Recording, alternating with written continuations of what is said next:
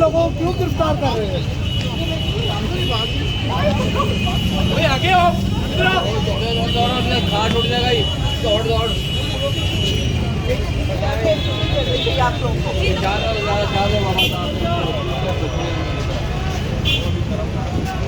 शर्म नहीं आती इन्होंने